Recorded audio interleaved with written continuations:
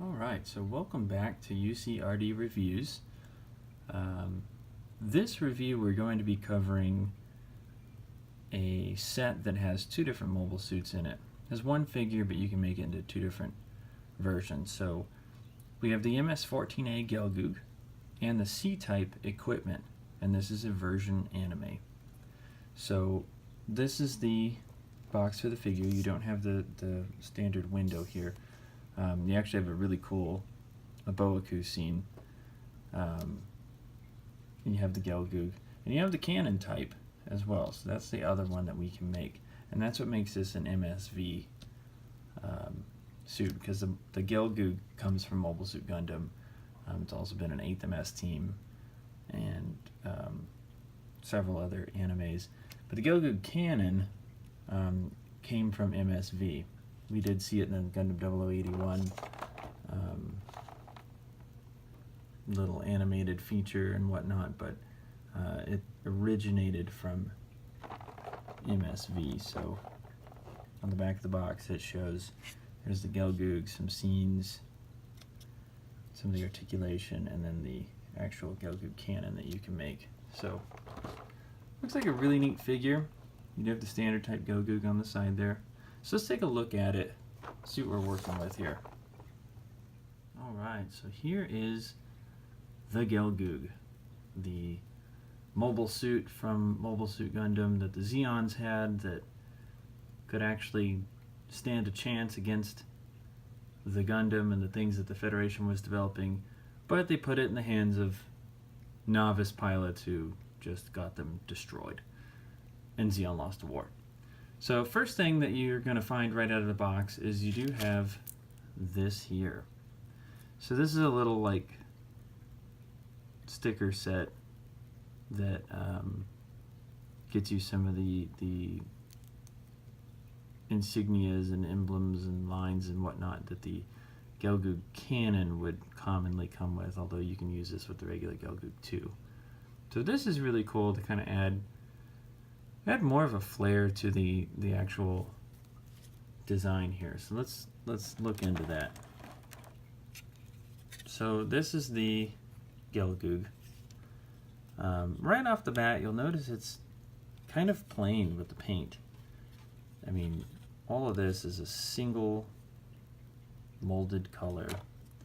You know, there's nothing here. There's nothing in there. You know, even the back, you'll notice it's plain. There's just not a whole lot of color here. Now beyond that, you do have some awesome articulation.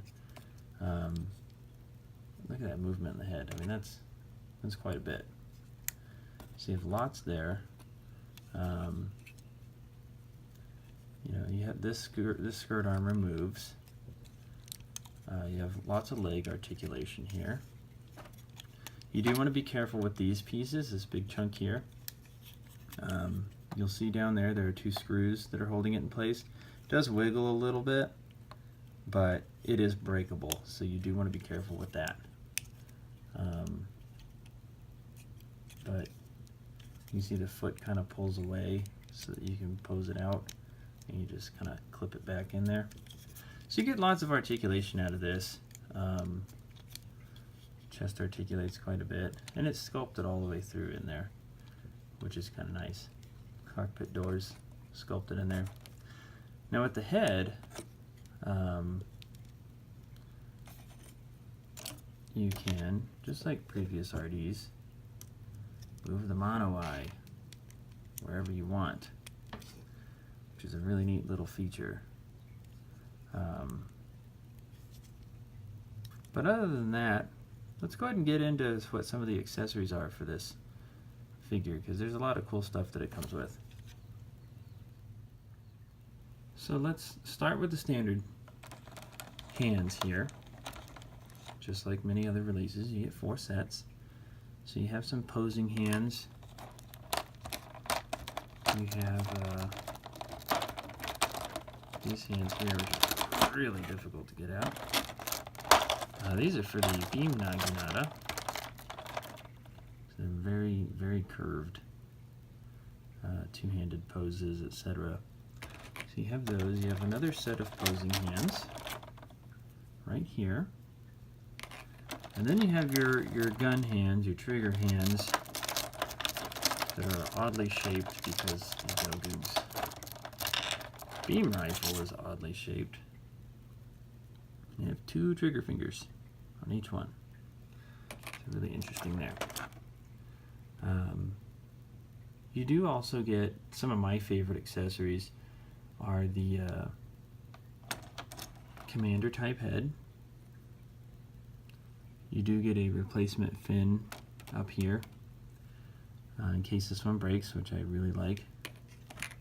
But you just pop his head off, the top of his head rather, and you can actually make a Gelgoog commander type for the first time in the Gundam figure history within the Robot Damashi MSIA line. I believe. I don't think we got an EMSIA that could do that, but I could be wrong. But this is pretty cool there. I like the commander type head. We'll get into the other head that's sitting up here in just a moment. You do have a second tray that is underneath all of this. So the second tray has the a black hand holder for the hands. So let's go ahead and get into weaponry now. So for the Gelgoog's weaponry, we're gonna actually start with this tray here. So this, as you can see, is most of the sword parts.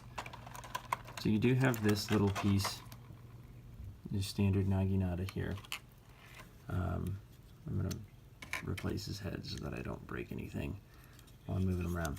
So on the Gelgoog, you have a little hatch that opens here, and you can place this on there.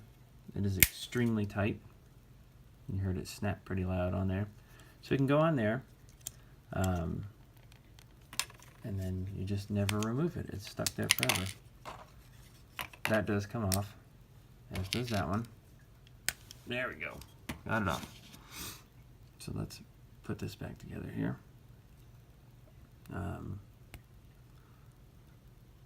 And there's another storage area for this, which is up here. So let's put that back into place. You can move this out of the way, and this whole piece will fold down. But it requires tremendous effort. There we go. And then once you fold this back in, it kind of locks it. So the Naginata can then be placed right there, like so. Pretty easy. Now, you saw that the 2 end pieces come off. You do have an extra one here, just in case you lose one. And you do have 2 different, oh, you went flying out of there. You have a different length handles. So you have one that's considerably longer, and then one that is considerably longer than that one. And that's just for different poses. You do have 2 different beam types, going all the way back to the MSIA days. The Gelgoog has always come with these 2 different beam types of the blue beams. So you have the standard sword type there and the curved type. So then, beyond the swords, you do get the Gelgoog shield, which is a new sculpt here. You can see it's pretty plain back there. And you come with a handle. You just pop that sucker on, and it's completely ball jointed. And that's it for the shield. Pretty simple. There's no hard point on it. Just one big chunk. Actually, I might as well show. It is, you can store it on the back here. So it stores with the handle. And then you can turn the shield however you want it, or you can store it the other way, kind of upside down. That looks a lot better, I think. And so you can actually have the Gelgoog with his shield on his back, which looks pretty good. So you do have the Gelgoog's beam rifle as well. So it's, you know, colored in there. You do have a hard point for a beam rifle effect. Other than that, it's one single piece, and it looks really good. It's pretty simple. And that's it for the Gelgoog's weaponry. So now let's cover the C-type equipment. Alright, so now we're going to cover the Gelgoog Cannon conversion here. So, you know, you have your Gelgoog. So it's pretty easy to do. So the first piece is over here. This is a little, like a buster shield. These pop right off. And get the shield oriented right. And it just pops right on there. You do have this other piece is a 3-barrel like grenade launcher. It's single piece. Same way to put this one on. So it goes on the other arm here. Which goes right on like that. On the back, we've already discussed how to bring this piece out. Well, it also holds the backpack. So the backpack looks really nice. I'm going to push these verniers out. The verniers do have holes in them for effect parts. And the cannon moves as well, beam cannon. And the whole thing just plugs right in. Really easy. Like I said, it looks really great too. Now we're missing something, however. We need to tear his head off. And we have a full replacement head here. Move the Gelgoog out of the way. So the replacement head is actually completely different from the standard type head. You can still remove the top of the head to move the monowai, as you can see. So we can move it another orientation there, just to show you that. Then you just pop the head on, and now you have a Gelgoog cannon. And with that, we're going to get to my big complaint here, which is it's the wrong colors, unfortunately. The Gelgoog cannon can be multiple different colors. You know, Thomas Kurtz's Gelgoog cannon was an interesting camo, but this one's supposed to be kind of a black and gray, and it's not. It's in standard Gelgoog colors. So that's my only complaint there. We're back to a big paint complaint. But otherwise, this is it. This is the Robot Damashi Gelgoog cannon. Last time we got this, I believe it was in the EMSIA line, and it looked good. I just noticed that this actually comes off completely. I don't know why. But this version looks really good. I like it. And again, you have 1, 2, 3, 4, 5, 6, 7, 8, 9, 10, 11, 12, 13, 14, 15. You have 17 different places to plug thruster effect parts in. So lots there. If you amass lots of these Frisian anime figures, and you end up with 17 of the same effect part, be kind of interesting to throw them all on this figure here. But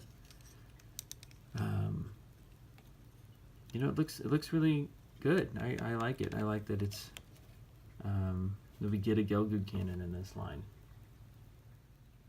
So with this release, this was a web exclusive, so it's going to run a little bit more expensive than your standard figure, and it is the combination of two separate releases. You know, it's a Gelgoog and then a Gelgoog Cannon type from the MSV. So I like the release. I think that it works really well. It's a great Gelgoog figure.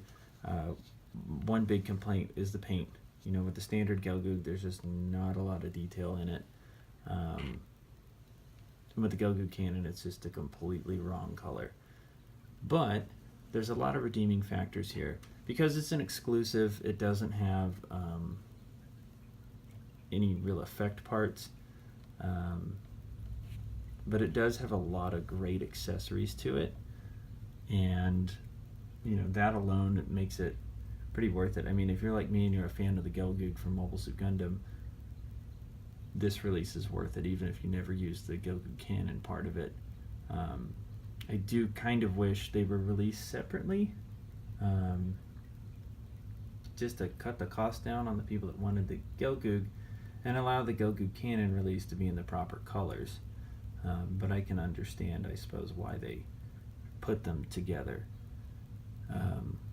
And it's a solid 8 out of 10 figure. You know, I think 2 points are knocked off for being the completely wrong color for the Gelgoog Cannon, and just a lack of detail for the Gelgoog itself.